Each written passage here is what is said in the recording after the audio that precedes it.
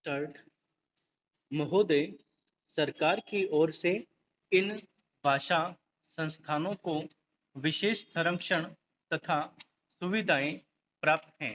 यह द्विभाषी केवल पर्यटन से जुड़े हुए हों ऐसा नहीं है। दूसरी भाषा सीखकर ये अनुवाद कार्य करते हैं।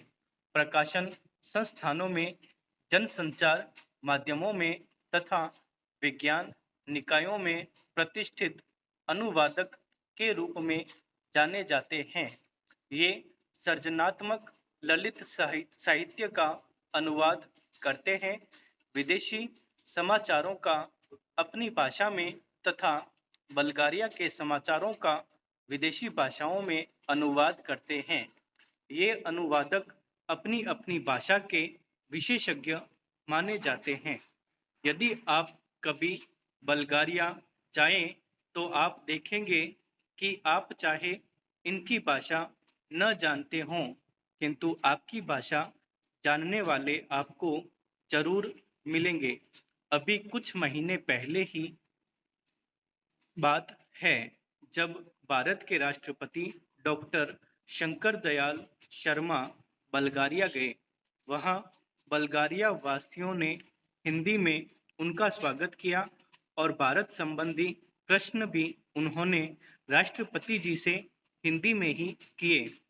भारतीय प्रतिनिधि मंडल के लिए यह सुखद आश्चर्य था।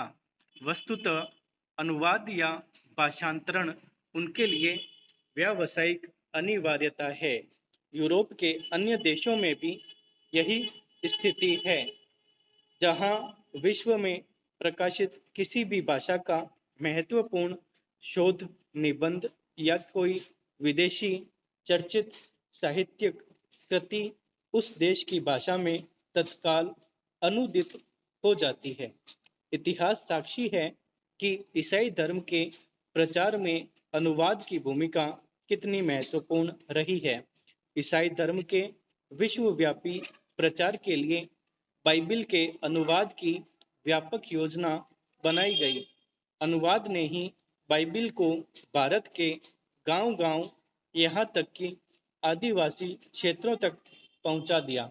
बाइबिल के बाद सबसे अधिक भाषाओं में और एक ही भाषा में कई बार भगवत गीता का अनुवाद हुआ। भारतीय दर्शन और प्रतिभा को समझने की लालसा ने विदेशियों को प्रेरित किया कि वे गीता का अनुवाद अपनी भाषा में करें। आज विश्व की सभी प्रमुख भाषाओं में गीता का अनुवाद आपको मिलेगा। अवधी भाषा में लिखित रामचरितमानस भी देश और विदेश की अनेक भाषाओं में अनुदित होकर विश्व साहित्य का अनुपम ग्रंथ बन गया है। वस्तुतः अनुवाद ही वह माध्यम है जो देशीय रचना को भौगोलिक सीमा से मुक्त कर विश्व मंच पर प्रतिष्ठित करता है। गीतांजलि की ख्याति का एक प्रमुख कारण उसका विदेशी भाषा में अनुदित होना भी है। अनुवाद जो दो भाषाओं के मध्य सेतु का काम करता है और दो संस्कृतियों को निकट लाता है। अनुवाद की नींव है दो भाषाओं का ज्ञान और उन भाषाओं पर व्याकरण और शैली की दृष्टि से ऐसा पूर्ण अधिकार कि अनुवादक एक भाषा, भाव व विचार राशि को दूसरी भाषा में पूर्णतः इस प्रकार रूपांतरित करे कि पाठक मूल रचना की संवेदना से भी परिचित हो सके तथा अनुवाद पढ़कर उसे मूल का सा आनंद भी मिल सके। यही लक्ष्य अनुवाद के लिए समस्या उत्पन्न करता है और इसी में उसके कौशल की पहचान भी होती है। स्रोत भाषा का ज्ञान अनुवादक के लिए इसीलिए अपरिहार्य माना जाता है।